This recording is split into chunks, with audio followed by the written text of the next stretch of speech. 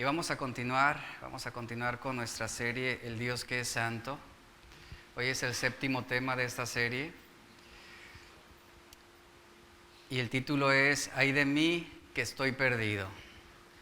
Hoy va a ser una enseñanza con una connotación sobre la confrontación de nuestro pecado. Y yo quiero que usted, al igual que cada enseñanza, usted disponga su corazón, sea sensible a lo que Dios estará hablando el día de hoy. No diga, no, yo no, no es para mí, yo no soy ese pecador, yo no soy el que le están diciendo, es para cada uno de nosotros, para todos. Entonces, conforme vamos avanzando en esta serie, hemos aprendido cómo es realmente ser santos y lo que implica la santidad. Y hoy va a ser un tema donde vamos a tocar un punto medular sobre este importante aspecto espiritual que es la santidad de nuestras vidas. Para ser santos necesitamos, entre otras cosas, erradicar ese pecado que hay en nuestro corazón. Así que yo le invito a que ponga mucha atención, apague el celular, por favor, póngalo en silencio y vamos a comenzar. Hablando sobre la fe cristiana, aquellos que rechazan a Cristo, en muchos casos su problema no es tanto un aspecto de la mente, sino más bien de la voluntad. ¿Qué significa esto? Que no se trata de un no puedo, sino es más bien un no quiero, en ese sentido. Y muchos cristianos lamentablemente también manifiestan ese rechazo hacia la divinidad de Cristo, hacia la obra de Cristo, y ese rechazo reside en no querer aceptar lo que Él es. Ya hemos hablado sobre los conceptos que podemos tener de Dios, hemos hablado sobre esa fe que hemos arraigado en nuestro corazón, que es desde la perspectiva, desde una organización o una visión religiosa, pero no desde lo que la palabra de Dios nos está enseñando. Y hemos visto cómo mucho del rechazo que el hombre tiene hacia Dios reside en 3 razones importantes, que son ignorancia, orgullo y problema moral.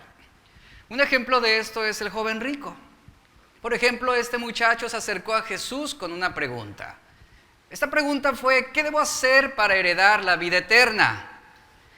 Hay algo admirable en este joven que no tiene nombre, en el sentido de que él se acerca a Jesús queriendo saber cómo puede vivir eternamente. Pero pon atención cómo él se dirige a Jesús. Él lo llama Maestro Bueno. Lo interesante es que Jesús indaga sobre la aplicación superficial que este joven hace el término bueno. Y Jesús le pregunta: ¿por qué me llamas bueno? Nadie es bueno sino solo Dios. Aquí tenemos una repercusión muy evidente.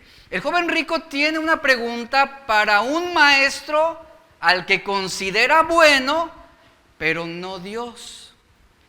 Y esta convicción es tan auténtica para el rico que él está hablando con sinceridad al Dios encarnado y lo está considerando en un término de ser un hombre, un profeta, un ser especial, que lo podemos solamente encapsular en su bondad.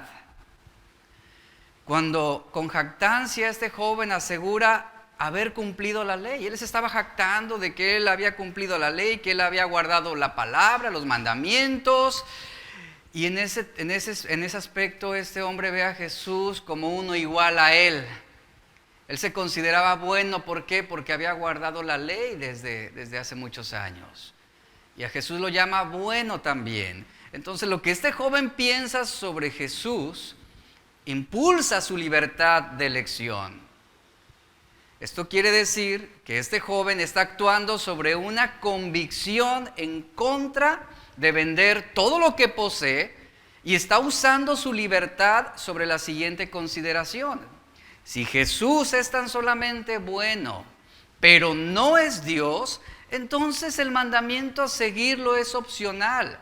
No solo eso, si Jesús es bueno pero no es Dios, entonces, estrictamente hablando, no es mejor que lo que yo poseo, no es mejor que mi casa, no es mejor que mis bienes materiales. Por ese motivo, entre otras cosas, fue que él presenta ese rechazo ante Jesús. Su problema no era un no puedo, sino más bien no quiero. ¿Para qué dejar una vida placentera por un hombre bueno? A menos que realmente sea Dios. Eso cambiaría las cosas. Pero este joven no tenía esa concepción sobre Jesús. No tenía esa idea sobre quién realmente era Jesús como el Dios omnipotente. Jesús vemos cómo no obligó a este joven a vender sus bienes. En realidad Jesús lo puso en una situación donde su libertad humana determinara la inclinación de su corazón. Que esto ya lo hablamos en un mensaje sobre la libre voluntad. Este joven rico se acerca a Jesús sintiendo la necesidad de vivir eternamente, pero no la necesidad de un Salvador, no la necesidad de un Redentor. Hebreos 10:22 nos habla acerca de la manera correcta de acercarnos a Dios. Este joven rico se acercó a Jesús con motivaciones inadecuadas.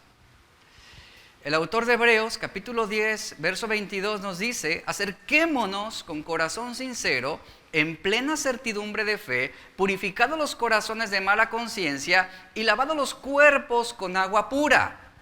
Si usted nota, el versículo comienza con una frase: acerquémonos, acerquémonos. Es nuestro llamado y ejercemos nuestra libre voluntad. ¿Para qué? Para acercarnos a Dios. Y después lo que el autor señala son 4 cosas que nos van a ayudar a concretar ese acercamiento a Dios. Número 1, nos habla del acercamiento con sinceridad. Hemos de acercarnos, dice, con un corazón sincero. La palabra sincero es un término griego aletheínos que significa ser auténticos. Implica no ser superficiales, implica, la sinceridad implica sin hipocresía, sin motivos ocultos, sin una doble intención. La nación de Judá solía acercarse a Dios de cualquier forma, excepto con un corazón sincero. Y esto lo podemos ver en Jeremías 3:10, donde hay una reprensión que dice: con todo esto, dice, su hermana la rebelde Judá no se volvió a mí de todo corazón, sino fingidamente, dice Jehová. Más adelante el profeta Jeremías profetizaba sobre ese día que cambiaría. Y leemos en Jeremías 24:7 lo siguiente: y les daré corazón para que me conozcan que yo soy Jehová, y me serán por pueblo, y yo les seré a ellos por Dios, porque se volverán a mí de todo su corazón. Eso es tener un acercamiento a Dios con un corazón sincero. Después el autor de Hebreos nos habla del acercamiento con fidelidad. ¿Cómo nos dice que debemos acercarnos? En plena certidumbre de fe. Así lo dice, en plena certidumbre de fe. Los hebreos se aferraban a las formas de adoración del antiguo pacto para encontrar esa aceptación delante de Dios. Pero la venida de Cristo puso fin a la ceremonia y al sacrificio, y cada persona tenía que estar ahora dispuesta a decir lo siguiente: yo me acerco a Dios, yo voy a Dios en plena confianza de que no soy salvo por un sistema de rituales, sino que ahora soy aceptado y me acerco a Cristo por la fe en Él, entendiendo que no es por obras, sino única y exclusivamente por fe. Eso es plena certidumbre de fe. El autor de Hebreos número 3 nos dice que debemos tener un acercamiento con humildad. Hemos de acercarnos a Dios, dice, purificados nuestros corazones de mala conciencia. Como sabemos, la conciencia nos condena, ella nos recuerda nuestra culpa, y la culpa es algo que no se puede eliminar mientras no sea quitado el pecado.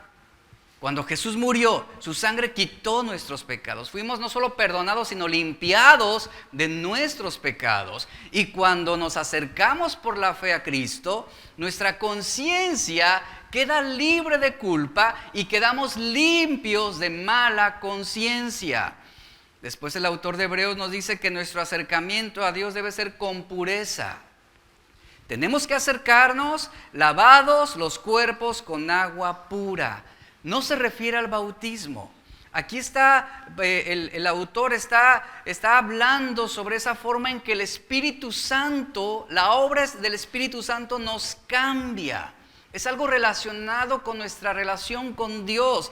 Esto se refiere a esa limpieza diaria, continua de la palabra de Dios. Y el proceso de santificación consiste precisamente en que sean revelados esos pensamientos e intenciones pecaminosas. Eso es lo que hace la palabra de Dios. Expone el comportamiento pecaminoso. El libro de Isaías nos muestra que Dios es el mismo ayer, hoy y siempre. Sabemos que Dios no cambia, sus promesas se mantienen. Y lo que Él ha venido diciendo desde ese momento en que Él dijo estas primeras palabras, sigue siendo lo mismo. Él sigue siendo Dios, es el mismo. Ayer, hoy, siempre, no cambia. Y Él sigue apuntando siempre a eso. Van a cambiar las personas, va a cambiar el mundo, el cielo, la tierra pasarán. Pero Dios nunca cambia.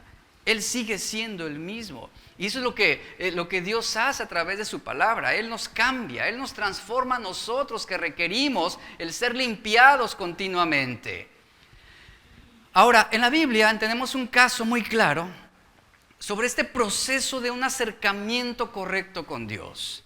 Hablemos sobre la experiencia del profeta Isaías. Acompáñeme a Isaías capítulo 6, versículo 1 al 3. Vamos a leer Isaías 6, versículo 1 al 3.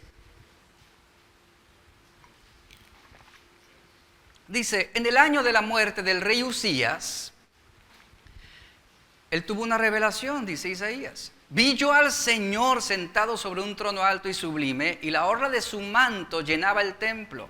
Por encima de él había serafines. Cada uno tenía 6 alas, con 2 cubrían sus rostros, con 2 cubrían sus pies, y con 2 volaban. Y el uno al otro daba voces diciendo que 3 veces, Santo, Santo, Santo es el Señor de los ejércitos. Llena está toda la tierra de su gloria. Mire, es de suma importancia lo que estamos leyendo aquí. Es muy interesante que este párrafo menciona al rey Usías. Habla acerca de que este rey falleció, él murió. Isaías ve a Dios.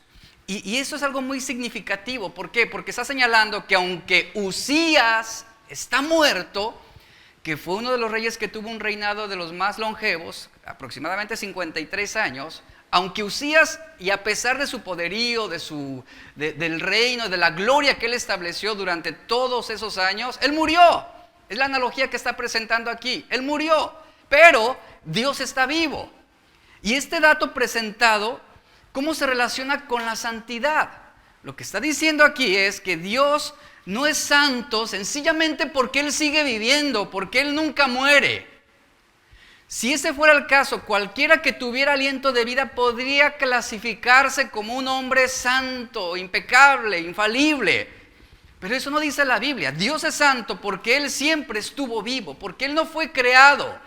Y después de todo, Él es el que ha establecido todas las cosas con su poder. Él ha establecido los planetas, el universo, las estrellas, la luna. Y todo eso va a perecer, pero Dios no. Él seguirá siendo. El hombre muere, la materia se descompone, pero Dios sigue siendo. Y aunque toda la vida comienza con Dios, Él no tiene principio. Otra manera de expresarlo es que Dios existe en sí mismo. Existe porque existe y punto. No necesita a nadie más para que Él para que Él pueda ser o para que Él deje de ser. No, Él siempre ha existido y siempre lo hará. Aun cuando toda la humanidad se pusiera en contra de Dios, Él sigue siendo Dios. Él no va a cambiar. Él no va a reducir su poder, su omnipotencia, su gloria. Él sigue siendo Dios. Y como le mencioné, el reinado de Usías duró aproximadamente 53 años. Es uno de los reinados más largos que hay en la Biblia, pero se está comparando aquí con la eternidad sobre la cual Dios siempre reinará. Deuteronomio 10:17 nos dice, porque el Señor tu Dios es Dios de dioses y Señor de señores. Él es el gran Dios, poderoso y terrible, dice ahí, y terrible. Ningún ser existe como soberano sobre todo, tan solamente Dios. Y es lo que Isaías aquí está enmarcando, está queriendo dejarnos en claro. Por eso, decir que Dios es 3 veces santo significa que Él es supremamente Dios, que Él es totalmente santo, completamente santo, inalterablemente santo, absolutamente santo. Él es santo en su máxima potencia, en su máxima expresión. El Señor es santo, más allá de toda comparación, porque su santidad, entendamos esto, su santidad no deriva de ninguna otra fuente, de ninguna. Y eso es lo que Isaías está enmarcando aquí acerca de ese Dios que es 3 veces santo. Después vemos en el versículo 4 y 5, relata Isaías en esa visión que él tuvo, cómo se estremecieron, dice el verso 4, los cimientos de los umbrales a la voz del que clamaba, y la casa se llenó de humo. Entonces dije, dice Isaías, entonces dije, ¿qué? Ay de mí, porque perdido estoy. Pues soy hombre de labios inmundos y en medio de un pueblo de labios inmundos habito. Porque han visto mis ojos al Rey, al Señor de los ejércitos. Es tremendo lo que Isaías está presenciando aquí. Esta es una imagen donde se presenta al profeta Isaías en una condición en la que es llevado a entender su verdadera realidad. Escuche esto. Una realidad que difícilmente el orgullo nos permite ver. Ahora, Isaías previamente al capítulo 6, él fue un hombre de Dios y ella estaba profetizando en el nombre de Dios.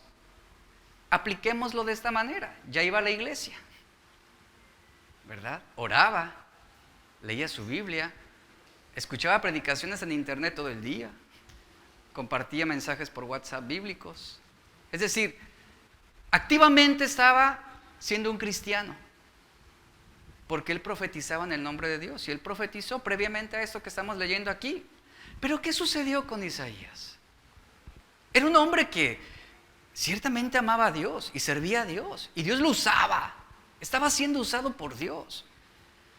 Pero aquí tiene un encuentro impresionante, único y especial con Dios.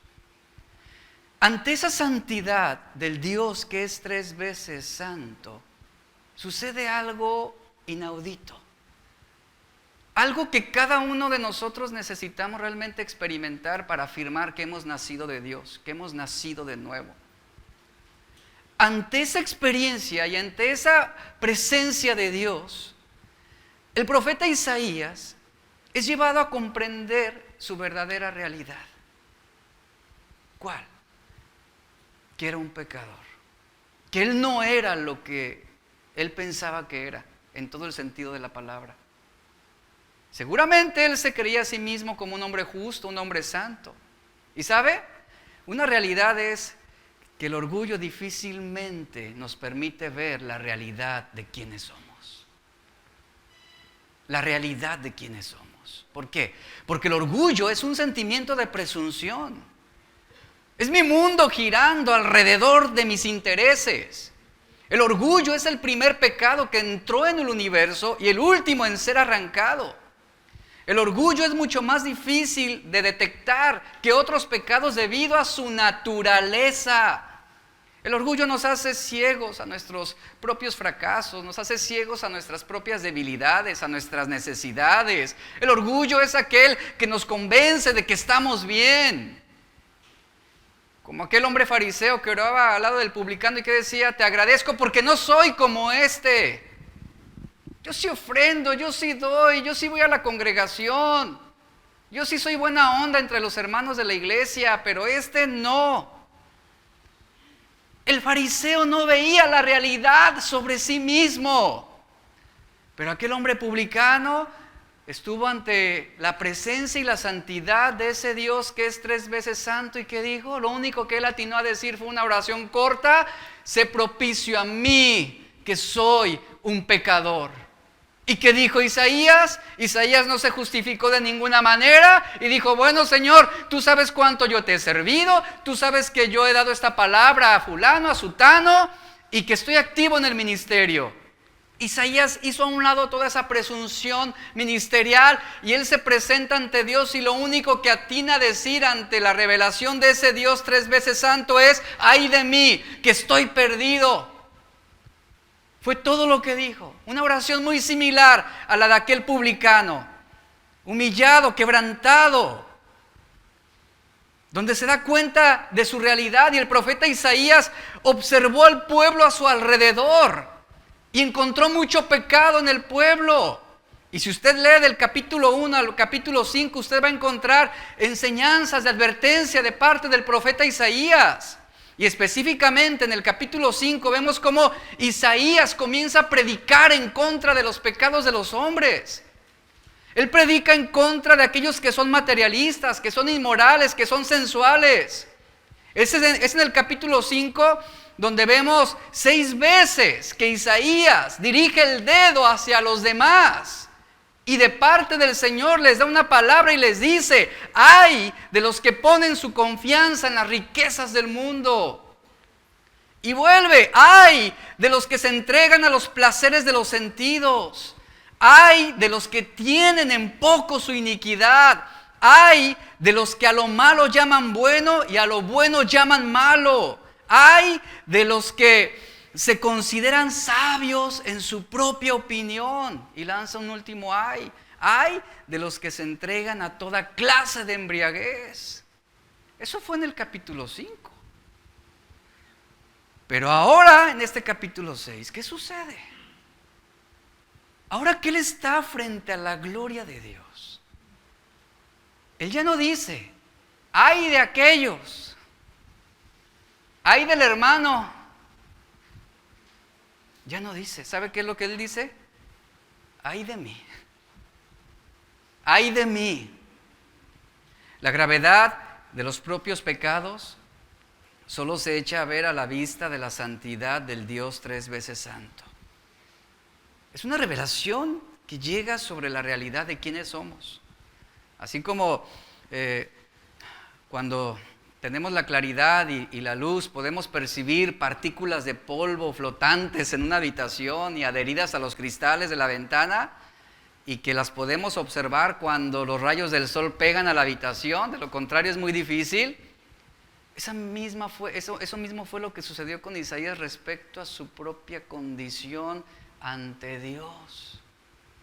Él pudo percibir cosas que el ojo natural no veía, o que su propio orgullo estaba encubriendo. Aquí vemos al profeta Isaías adquiriendo una revelación sobre sí mismo que lo está poniendo en una condición desfavorable delante de Dios, Y escuchen, no estamos hablando de un hombre incrédulo, entendamos esto. No estamos hablando de un hombre que fue por primera vez a la iglesia ese día. No, estamos hablando de un profeta de Dios, de un hombre que fue usado previamente para juzgar, para señalar, para dar una palabra de advertencia al pueblo en contra de su pecado. Y este hombre está teniendo esa experiencia con Dios, y este hombre está reconociendo, humillándose y diciendo: estoy perdido, porque soy de labios inmundos. ¿Qué significa esto? Lo que él está diciendo es: no me distingo. Es decir, fíjese, no me distingo de aquellos a los cuales estoy juzgando.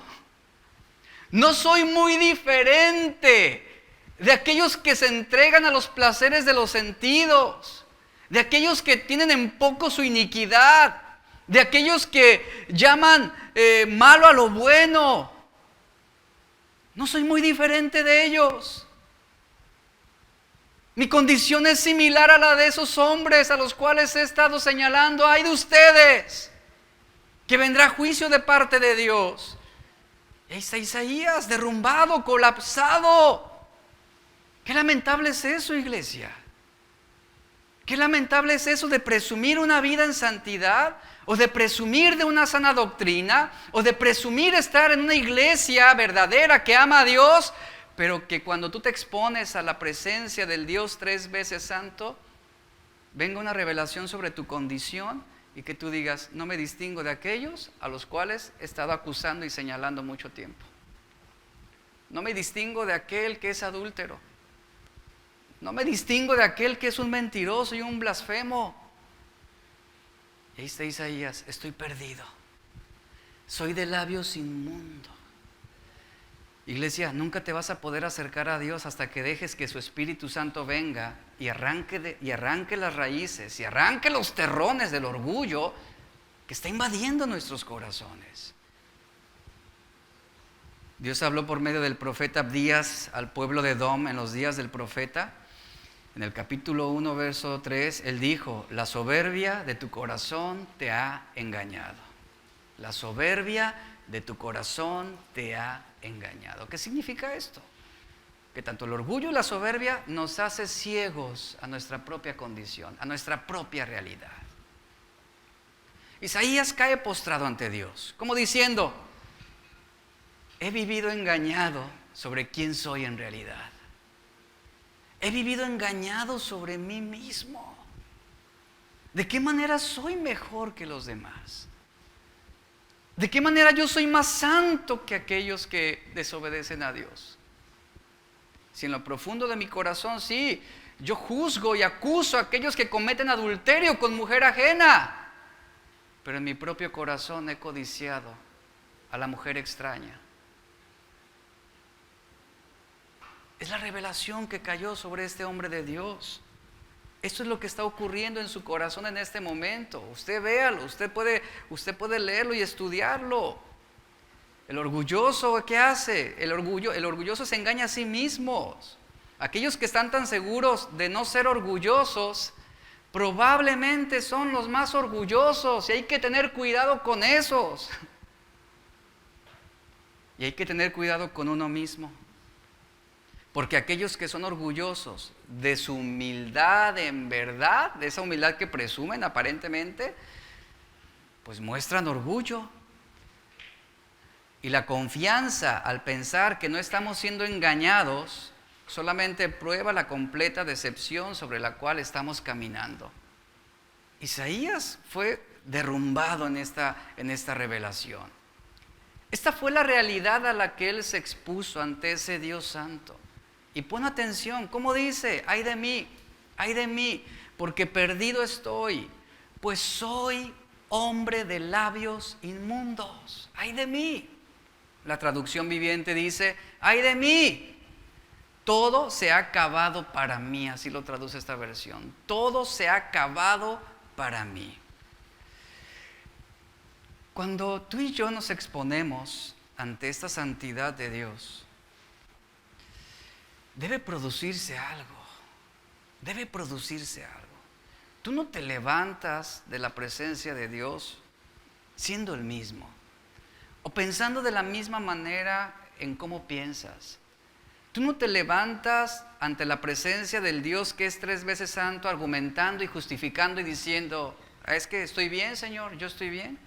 He hecho las cosas bien, me he esforzado, mira, soy bueno, ofrendo, diezmo de lo que tengo, doy de todo lo que tengo, estoy bien, ayudo al pobre, ayudo al necesitado, si veo a alguien que tiene hambre, le doy de comer.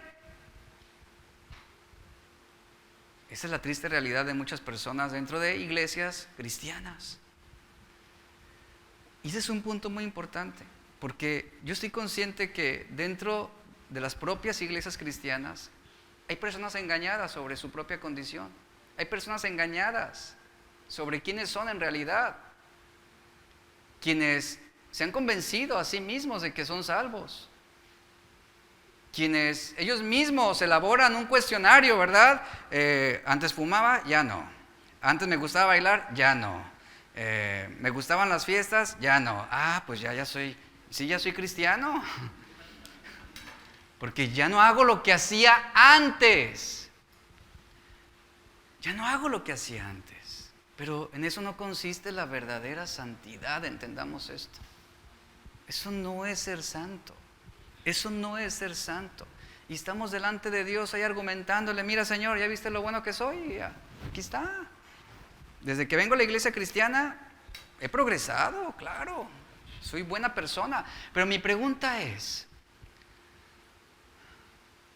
en ese encuentro que tú tuviste con el Señor, ¿realmente lamentaste por tus pecados? ¿Sufriste? ¿Te afligiste? ¿Hubo esa expresión de decir: Señor, perdóname con todo, te lo ruego, o sea, perdóname, he pecado delante de ti, me arrepiento en verdad de todo lo malo que soy, lo que he hecho.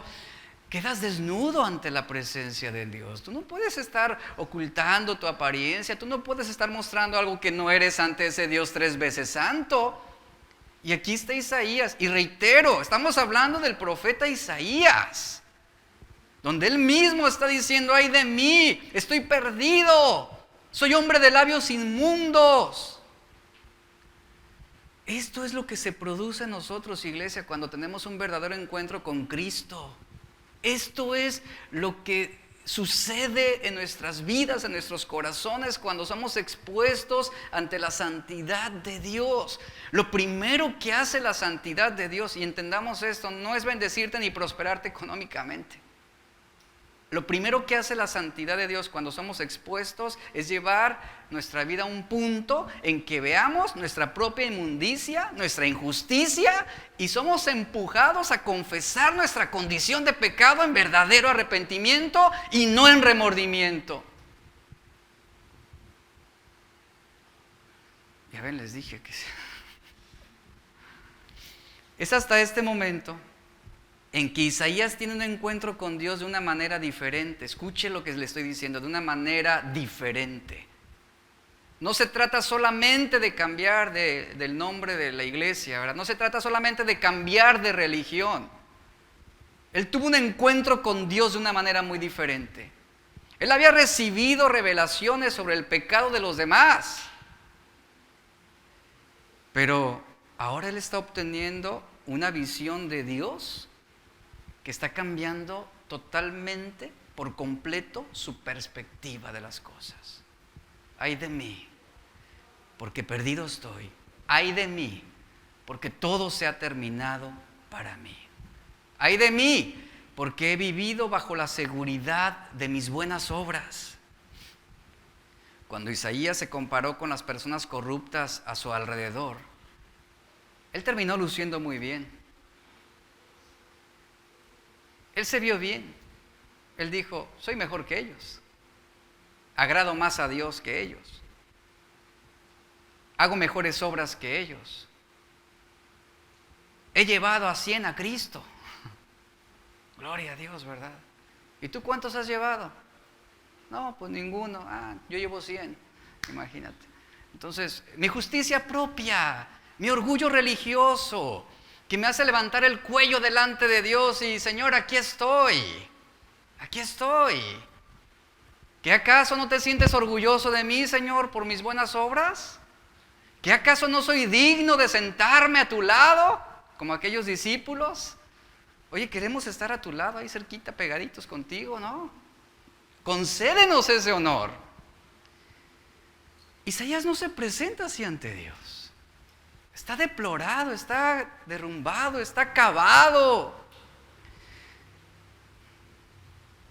Isaías se comparó con los otros, sí, y terminó luciendo bien en su justicia propia.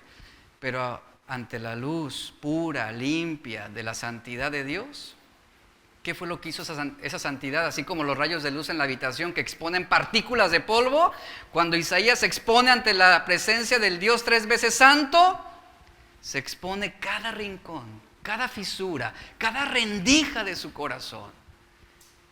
Y se da cuenta de que no era lo que él pensaba.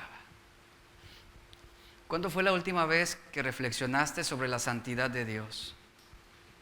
Mira, cuando tú lo hagas profunda, sincera y genuinamente, créeme que inevitablemente, sin importar los años que tú tengas de cristiano, tu respuesta va a ser un arrepentimiento inmediato delante de Dios. Señor, ay de mí. Ay de mí, porque yo sé que mis buenas obras no me pueden salvar. Isaías está ante Dios. Y él mismo dice, Isaías 57:15, ante el Dios que es excelso, sublime, el que vive para siempre, cuyo nombre es santo. Ahí está Isaías frente a ese Dios con un poder que nadie tiene, ante ese Dios que sostiene con el poder de su palabra la órbita del sol y su calor con una fuerza que ni Sansón conoció, Ahí está Isaías ante ese Dios majestuoso, ante un rey sin igual, frente al trono, debajo del cual él queda una nada, partículas de polvo simplemente. No puede compararse de ninguna manera ante ese Dios. Sus caminos son más altos y superiores que los nuestros, porque Él es el Altísimo, dice la Biblia. Él es exaltado sobre todo lo que existe. Y ahí estaba Isaías ante ese Dios maravilloso, que nada se le compara a Él. No hay nada que pueda competir con la belleza de Dios. Él mismo se llama el Altísimo, Él mismo se llama el Dios que es santo. Isaías 40:25 pregunta, ¿con quién entonces me compararán ustedes? ¿Quién es igual a mí? ¿Quién es igual a mí? La respuesta es ninguno, Señor. Ninguno es santo como tú. Ninguno es altísimo como tú. Ninguno es amoroso como tú. En esta escena que estamos viendo, los serafines que cantaban, Santo, Santo, Santo. ¿Y qué cree que sucedió con Isaías? Isaías se vio tan indigno que no se unió al cántico de los serafines. Su corazón se vio tan inmundo que él no pudo unirse al himno de aquellos serafines que estaban cantando Santo, Santo, Santo. ¿Por qué no lo hizo? Eligió en cambio que su primera palabra fuera un ay. No puedo cantarle al Dios santo, santo, santo si soy inmundo de labios. No puedo presentarme ante el Dios 3 veces santo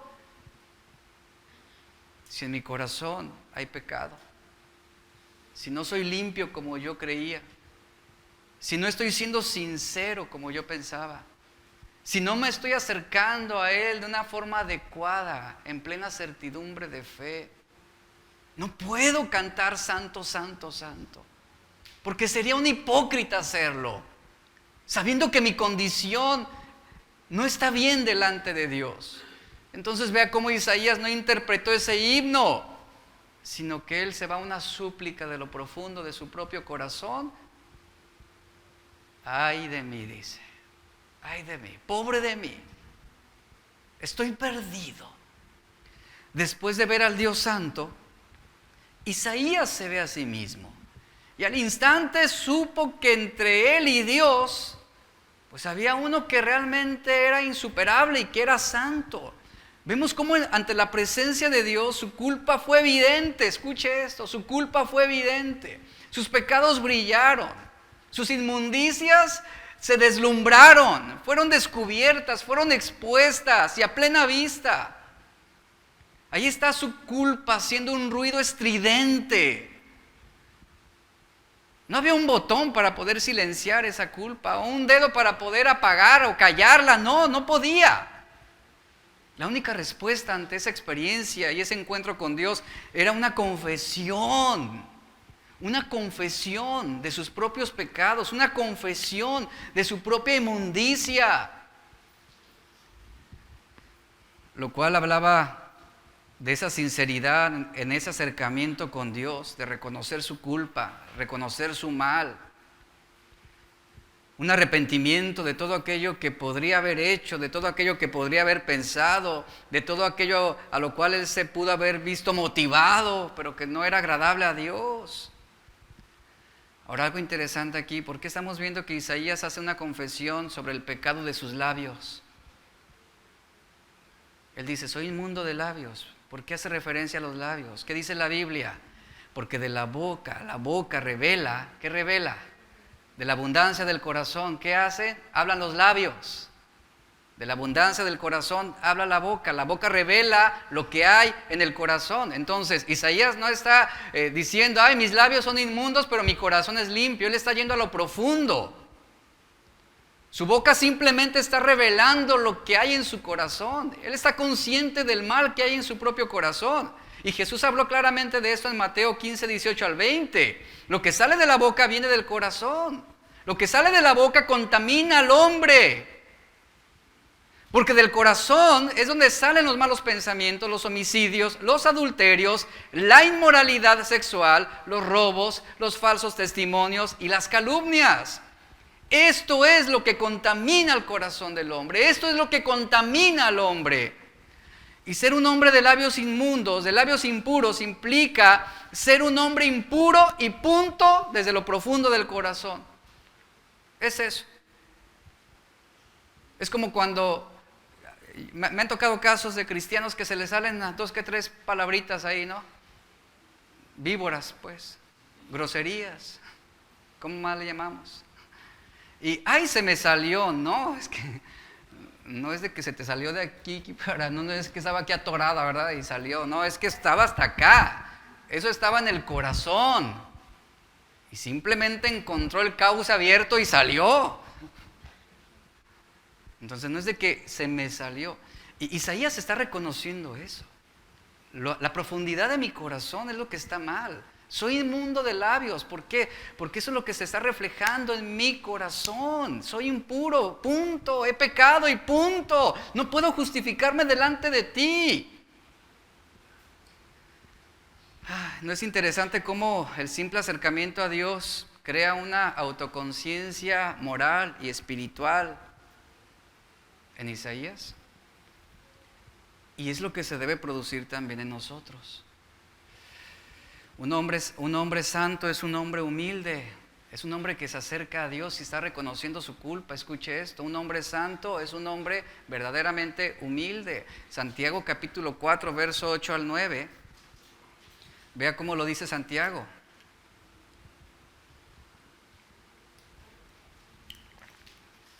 Él lo dice de esta manera: acérquense a Dios, acérquense a Dios. Ya vimos cómo tenemos que acercarnos a Dios de una forma adecuada. Acérquense a Dios. ¿Y qué hará? La respuesta de Dios, cuando vamos ante Él adecuadamente, Él se va a acercar a nosotros. Y el problema es que Dios es santo y nosotros no somos santos. De modo que no podemos acercarnos a Dios en la forma en que estamos, en la condición en la que nos encontramos. Entonces, ¿cómo podemos acercarnos a Dios? ¿Cómo Él puede acercarse a nosotros? Bueno, la Biblia nos dice, y sigue diciendo Santiago, acérquense a Dios y Él se acercará a ustedes. Y luego vea lo que dice: limpien sus manos, pecadores. Y ustedes de doble ánimo purifiquen sus corazones. Y al final vienen 3 palabras importantes: aflígense, lamentense y lloren. Y lloren. Pregunta: en ese encuentro que tú has tenido con el Señor,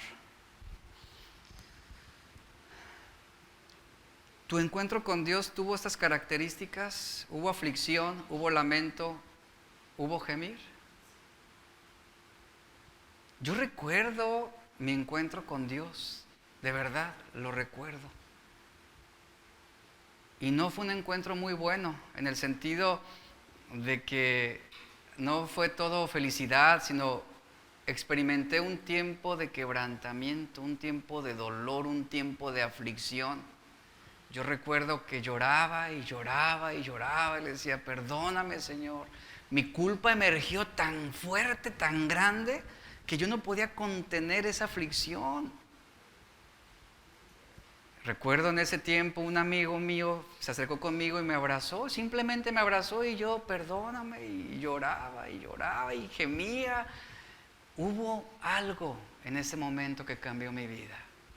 Y tristemente,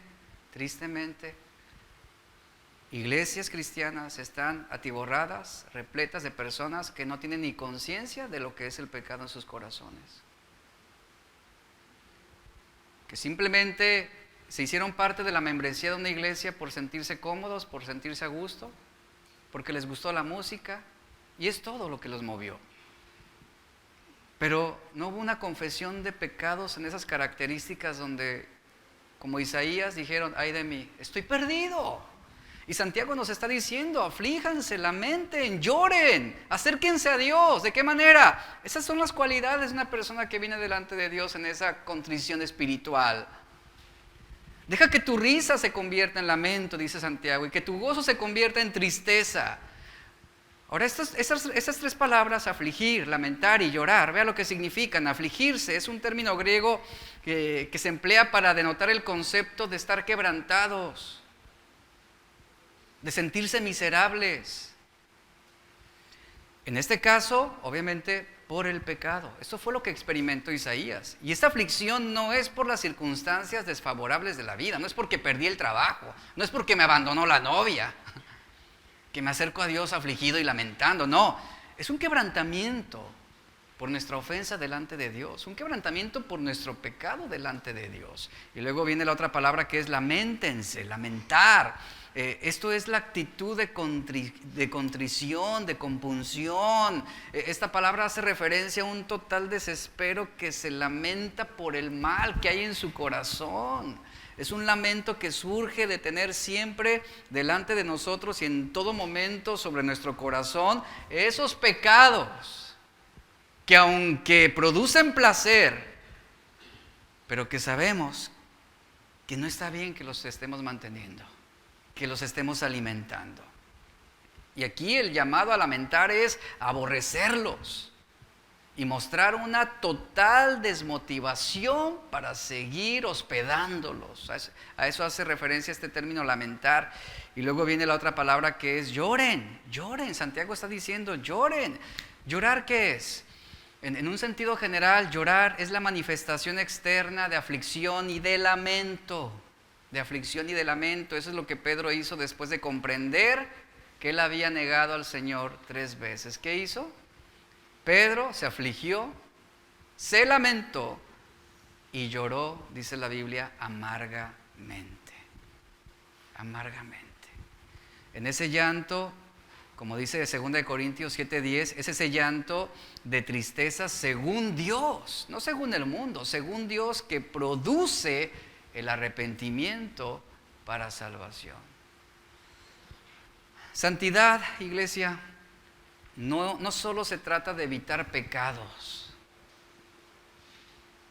Tú puedes irte a una isla desierta y decir, me voy a aislar de todo el mundo, no quiero a nadie a mi lado para no pecar.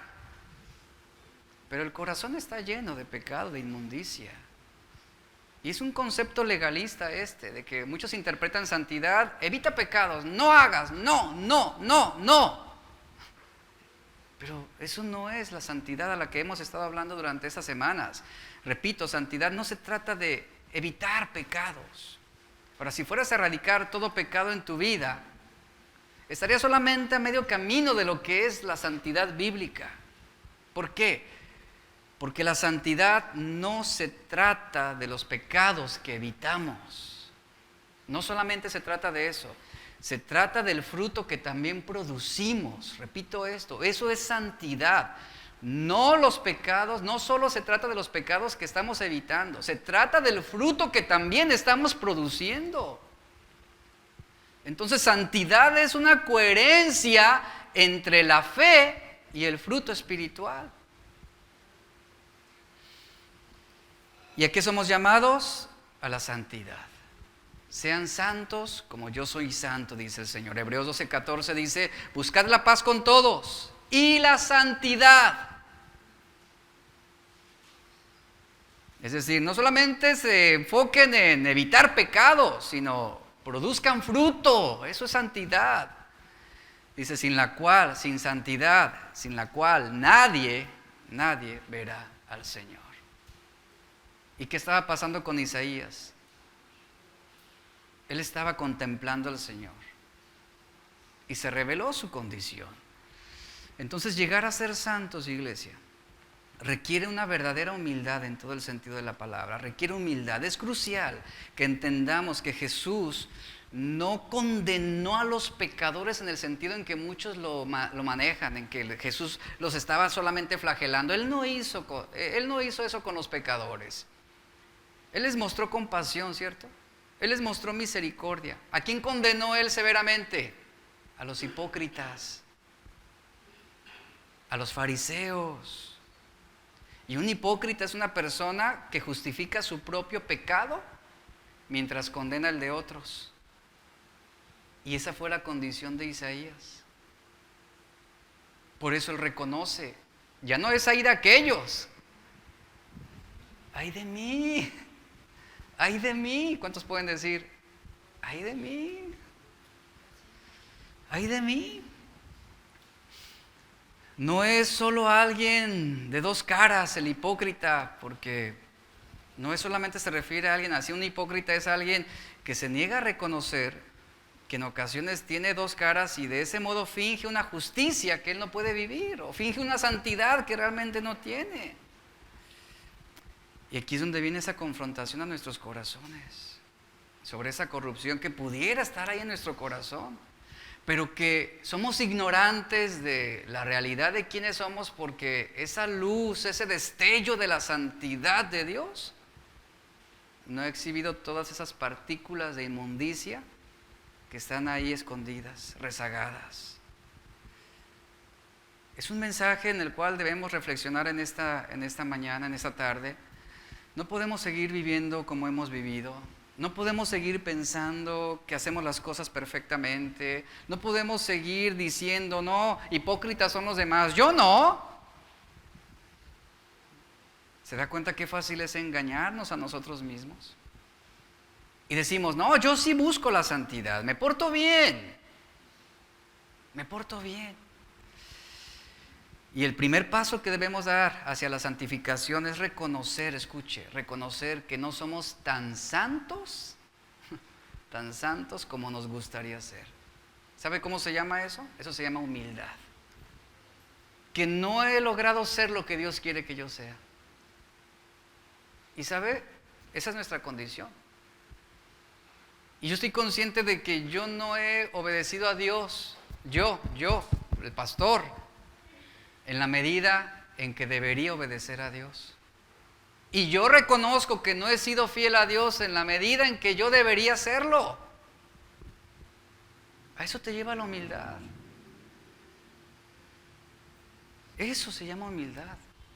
No podemos estar justificándonos y excusándonos y decir, es que yo sí soy mejor que otros, yo sí me esfuerzo más. No.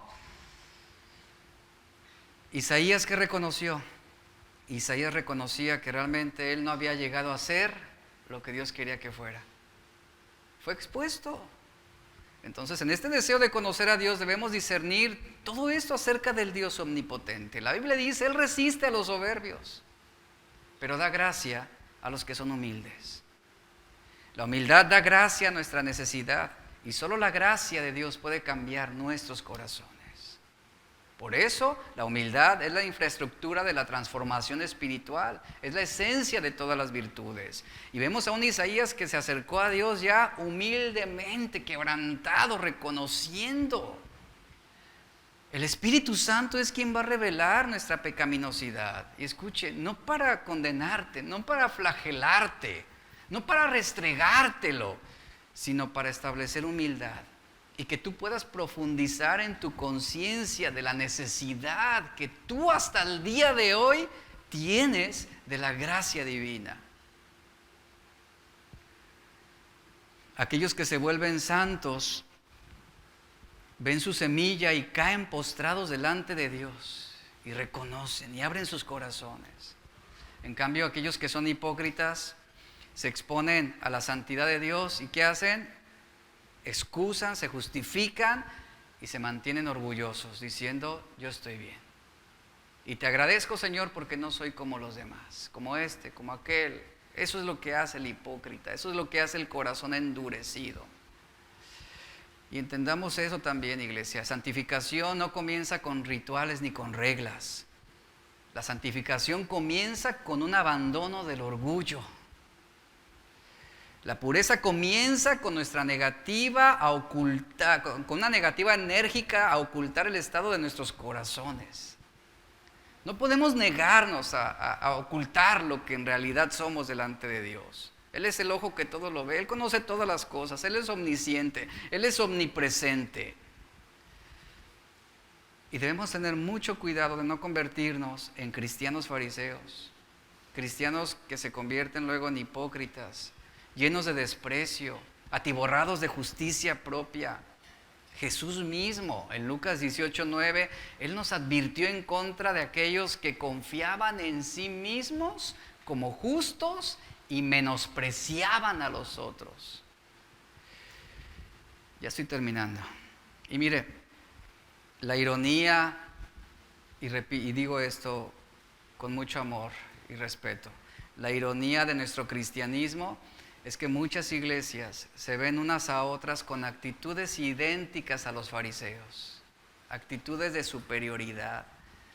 Tristemente, la iglesia moderna se ha repletado de aquellos que, creyendo que son santos, se han convertido exactamente en lo contrario de la santidad porque carecen de humildad. Carecen de humildad. Después, en esta revelación de Isaías, versículos 6 y 7, Isaías 6, versos 6 y 7, vea lo que sucedió con el profeta. Dice, y voló hacia mí uno de los serafines. Recuerde que él no estaba cantando santo, santo, santo. Imagine esa visión, esa posición de Isaías. Él estaba derrumbado. Ilustrémoslo de esta manera, ¿no? Tirado en el suelo, doblado. Y teniendo, dice, vuela hacia él ese serafín, teniendo en su mano un carbón encendido, tomado del altar, con unas tenazas y tocando con él sobre mi boca, dijo, he aquí que esto tocó tus labios y es quitada tu culpa y limpio tu pecado. Hasta entonces vino para el profeta Isaías esa transformación, ese cambio. Y es lo que necesitamos, iglesia. Yo no soy juez para juzgar quién sí, quién no, pero yo creo que todos podemos acercarnos a Dios precisamente en esa actitud de humildad delante de Dios. Señor, revélame la realidad, la verdad de quién soy. Hazme saber quién soy. Hago a un lado mi orgullo, mis ideas sobre mí mismo, los conceptos que pudiera tener de mí. Yo me presento ante ti, Señor. Abro a ti mi corazón. Revélame lo que hay en mí. Ya no quiero justificarme, no quiero encubrirme. Quiero estar expuesto delante de ti tal cual soy. Un científico que vivía preocupado con los problemas del mundo estaba resuelto a encontrar los medios para aminorarlos. Él pasaba días en su laboratorio en busca de respuestas para sus dudas y la resolución de problemas en el mundo. Un día, su hijo de 7 años entra a su laboratorio decidido para ayudarlo a trabajar. El científico, inquieto, nervioso por la interrupción de su hijo, le pide que se vaya a jugar a otro lugar. Viendo que era imposible sacarlo, el padre pensó en algo que pudiera darle con el objetivo de distraer su atención. De repente se encontró una revista en donde venía el mapa del mundo. Y dice, justo lo que necesitaba. Y con unas tijeras, él recortó el mapa en varios pedazos y junto con un rollo de cinta se lo entregó a su hijo y le dijo, mira hijo, como sé que a ti te gustan los rompecabezas, te voy a dar este rompecabezas del mundo que está roto, para que tú lo repares sin la ayuda de nadie. Este hombre dijo, bueno, mi hijo se va a mantener ocupado un buen rato, es más, seguramente va a durar días en componer el mapa, pero para su sorpresa no sucedió de esa manera.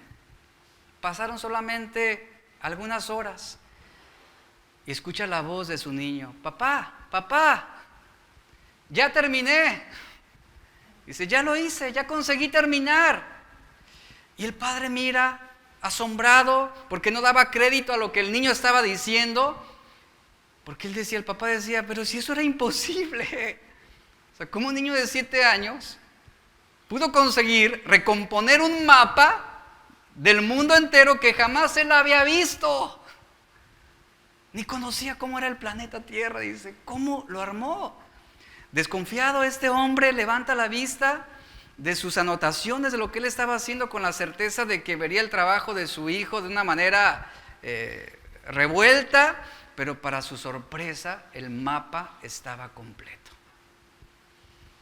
Todos los pedazos habían sido colocados en sus debidos lugares. Y este hombre decía, ¿cómo fue posible esto? ¿Cómo mi hijo fue capaz de hacer esto? Se acerca al niño y le dice, hijo, pero tú no sabías cómo era el mundo. ¿Cómo lograste completar este rompecabezas? ¿Cómo lograste armarlo? Y el niño lo mira y le dice, papá, pues sí, yo no sabía cómo era el mundo. Pero cuando tú sacaste el mapa de la revista para recortarlo, vi que del otro lado estaba la figura de un hombre.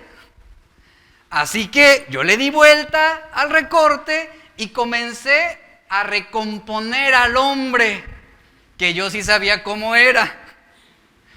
Cuando conseguí arreglar al hombre, le di vuelta a la hoja y vi que se había arreglado el mundo. ¿Cuál es la metáfora de esto? Que a veces esperamos que el cambio venga de otros. A veces esperamos que el cambio en nuestro matrimonio venga de fuera. Pero cuando cambiamos nosotros, cuando nos recomponemos nosotros, ¿qué va a suceder? Se va a recomponer el mundo, se va a recomponer tu familia, se va a recomponer tu matrimonio, se va a recomponer tu relación con tus hijos. ¿De quién depende ese cambio? De nosotros. Y esto es lo que la santidad de Dios produce en nuestros corazones. Aquí vemos cómo claramente Isaías estuvo consciente de su pecaminosidad. ¿Y qué sucedió? Fue recompuesto. Fue recompuesto. Y eso cambió las cosas. La Biblia dice, mas la senda de los justos es como la luz de la aurora. Dios es luz y en Él no hay ninguna oscuridad. Y algunas veces queremos aventar al esposo y exponerlo ante el Dios 3 veces santo. No, somos nosotros los que tenemos que ir delante de Dios para que el mundo cambie realmente. Santidad, santidad, ay de mí que perdido estoy. Y yo te hago una invitación en esta hora a que si realmente tú no has tenido un encuentro con Cristo en la manera en cómo se ha presentado ese encuentro de quebrantamiento, de gemir, de lamento, donde derramas tu alma delante de Dios, le dices, Señor, límpiame, perdóname y límpiame de toda mi maldad. Yo creo que hoy es un llamado el cual Dios nos hace para hacerlo.